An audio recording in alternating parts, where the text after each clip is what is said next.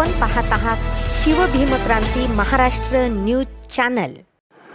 नमस्कार मित्रांनो, स्वागत आहे पुन्हा आपल्या चॅनलमध्ये। मित्रांनो, आपल्या या चॅनलच्या माध्यमातून आपण नेहमी सकारात्मक असणाऱ्या समाजामध्ये ज्या महत्त्वाच्या घडामोडी असतात त्या पोहोचण्याचा प्रयत्न करत असतो। विशेष वृत्तांताचं आजपर्यंत सामाजिक, सांस्कृतिक, शैक्षणिक, क्रीडा आणि सर्वच बाजूंनी आपण आपल्यापर्यंत विशेष वृत्तांत पोहोचवत असतो। परभणी शहर जिल्ह्यामध्ये काही वर्षाच्या कालावधीमध्ये वैद्यकीय क्षेत्रात फार मोठी क्रांती झालेली आहे।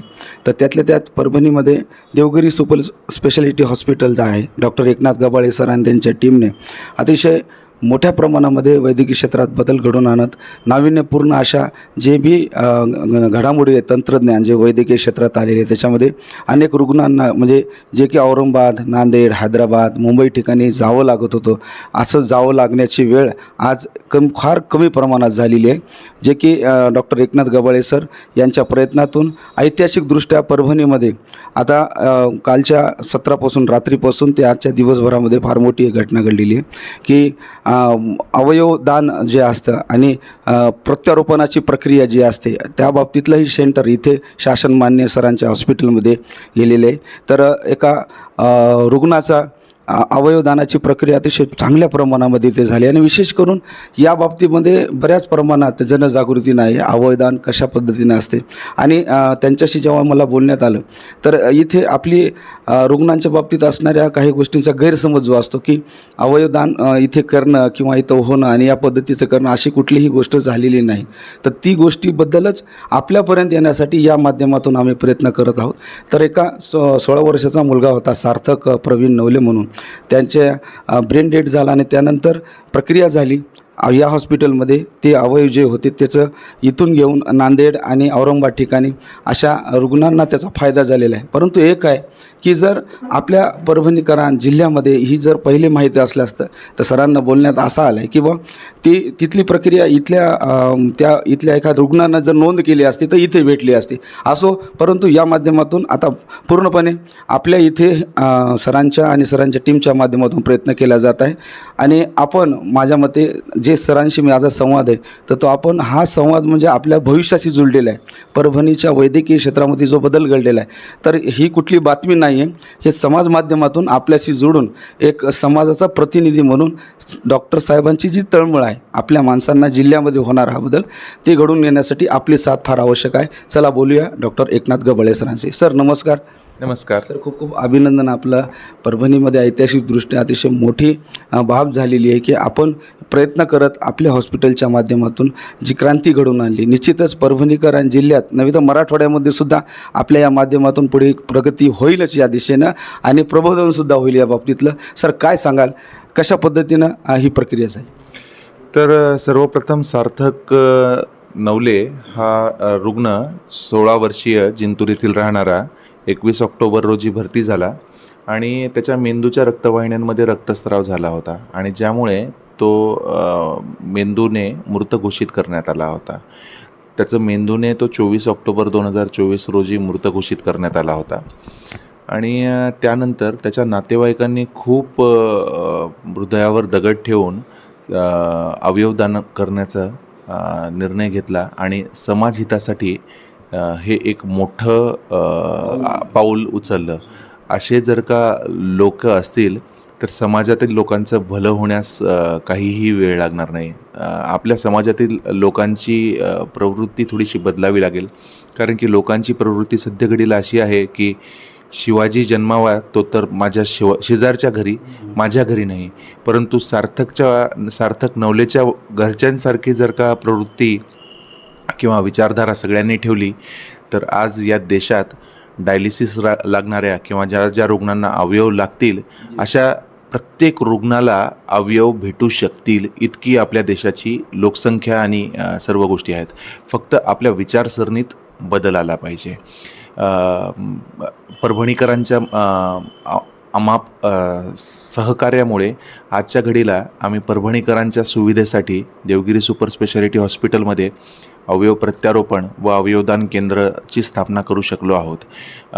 परंतु दुर्दैवाची बाब ही अशी आहे की जरीही आम्ही ही सुविधा उपलब्ध केली तरी सध्याघडीला कॅडेवर ट्रान्सप्लांट म्हणजे मृतदेह म्हणजे ब्रेन डेड रुग्णाची कडून किडनी एखाद्या रुग्णाला ज्याला कोणाला डायलिसिस फार लागतात आणि त्याला किडनी ट्रान्सप्लांटची गरज असते, त्याला प्रत्यारोपणाची जी रजिस्ट्रेशन करावी लागते ती कोणीही केलं नसल्यामुळे आज परभणीकरांच्या हक्काची एक किडनी ही दुसऱ्या जिल्ह्याला द्यावी लागली आहे.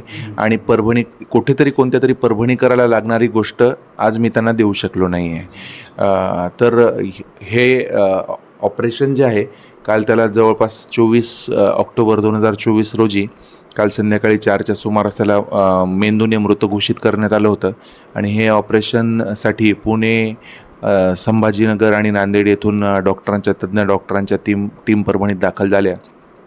आणि मग त्यांनी त्यांच्या रुग्णांसाठी लागणारे यकृत आणि 2 किडन्या ह्या ऑपरेशन करून सकाळी 4 ते 8 या दरम्यान आज 25 ऑक्टोबर 2024 रोजी ऑपरेशन करून ह्या यकृत आणि 2 किडन्या हे ग्रीन कॉरिडॉरद्वारे नांदेड आणि संभाजीनगर येथे नेल्या.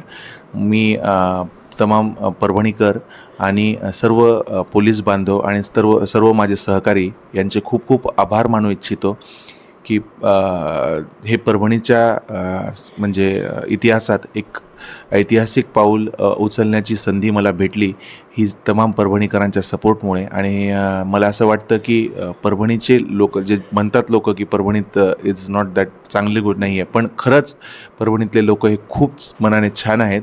आणि ते हे अशा गोष्टी त्यांच्यासाठी उपलब्ध झाल्यानंतर त्याचा जास्तीत जास्त फायदा घेतील. आणि जर का भविष्यात गरज पडली तर ज्यांना कोणाला नातेवाईक किडनी देऊ शकत नाहीत किंवा ज्यांचे कोणीही आप्तिष्ट नाही आहेत त्यांच्यासाठी सुद्धा आपण कॅडेवर ट्रान्सप्लांट करू शकतो आणि त्यांच्यासाठी एक नवीन जीवनदान आपण देऊ शकतो. ह्याच्यात सगळ्यात शेवटची आणि सगळ्यात लाखमोलाची गोष्ट म्हणजे की ह्याचे जिवंत किंवा ज्वलंत उदाहरण ज्या अवयव प्रत्यारोपणाचे बऱ्याचशा लोकांची विचारधारा असते की अवयव प्रत्यारोपण झाल्यानंतर मी काय करू शकणार आहे. तर याचे ज्वलंत उदाहरण म्हणजे तात्याराव लहाने. त्यांना त्यांच्या आईने किडनी दिली आणि आज त्यांनी जगात देशभरात काय नाव करून दाखवलेलं आपल्याला माहिती आहे, मोठं नाव केलेलं आहे. लालू प्रसाद यादव यांना देखील किडनी प्रत्यारोपण झालं आहे. मला जसं माहिती आहे तसं सुषमा स्वराज यांना देखील झालेलं आहे. तर आपण जर का आपली विचारधारा बदलली तर आपण नक्कीच कुठेतरी आणखीन क्रांती करू शकतो आणि प्रगती करू शकतो, मला असं वाटतं. एवढे बोलून माझं. सर, आता प्रत्यारोपण ज्या पद्धतीने किंवा अवयवदान आहे या बाबतीमध्ये बऱ्याचशा प्रमाणात जनजागृती नाही. मला वाटते सर, आपण वैद्यकीय क्षेत्रात काम करता, आपण आपल्या पद्धतीनं पण समाजाच्या प्रत्येक स्तरातील प्रत्येक व्यक्तीचं, समाज घटकातल्या संस्था असतील, विविध सामाजिक संघटना आहेत, क्रीडा आहेत, अनेक लोक आहेत, या बाबतीत असे शिबिर आणि जनजागृती होणं आज काळाची गरज आहे सर. बिलकुल या गोष्टींची गरज आहे. कॅडावर ट्रान्सप्लांट रजिस्ट्रेशन किंवा डायलिसिस ह्यांचे रजिस्ट्रेशन करण्याची गरज आहे. परभणीत मला ह्या गोष्टी सुरू करण्यास जरा वेळ लागला. जवळपास ह्या गोष्टींसाठी आम्ही 2 वर्ष लागलेले आहेत की आम्हाला ह्या रजिस्ट्रेशन आणि ह्या सगळ्या प्रक्रिया सुरू करण्यासाठी. मला असं वाटतं येणाऱ्या काळात आम्ही ह्याच्या रजिस्ट्रेशनसाठी कॅम्प वगैरे घेऊन जास्तीत जास्त रुग्णांचे नावनोंदणीकरण करू. म्हणजे त्यातल्या आम्ही जास्तीत जास्त रुग्णांना जर का फायदा देऊ शकलो तर जेणेकरून ही एक चांगली गोष्ट परभणीकरांसाठी होऊ शकतो. आपण दिलेल्या सल्ल्याबद्दल मी आभारी आहे. तर फार मोठी ऐतिहासिक बाब आपल्या परभणी शहरात आदरणीय डॉक्टर एकनाथ गबाळे सर आणि टीमच्या माध्यमातून, आपल्या देवगिरी सुपर स्पेशालिटी हॉस्पिटलच्या माध्यमातून सरांच्या या खरंच कार्याला पुढे नेण्यासाठी सरांचा खूप मोठा प्रयत्न आहे. त्यासोबतच परभणी शहरात, जिल्ह्याभरात असणाऱ्या सर्व सामाजिक संघटना, संस्था, विविध उपक्रम राबवणाऱ्या यांनासुद्धा या निमित्ताने आवाहन करतो की अवयवदान ज्या पद्धतीने जनजागृती आपल्याला सगळ्यांची जबाबदारी आहे, जेणेकरून या बाबतीमध्ये आपण जनजागृती करून लोकांमध्ये जाऊन या लोकांना इथे कशा पद्धतीनं सहकार्य करता येईल ही भावना फार आवश्यक आहे. तर सर, पुन्हा एकदा आपलं अभिनंदन. आपल्या ऐतिहासिक कार्याला आमच्या चॅनलतर्फे खूप खूप शुभेच्छा. आणि पुन्हा आवाहन करतो की आपण या मोठ्या या मोहिमेमध्ये सर्वांनी एकत्र येऊन साथ देऊया. राष्ट्रकार्याचं मोठं काम आहे, मी या पद्धतीनं आपल्याला आवाहन करतो.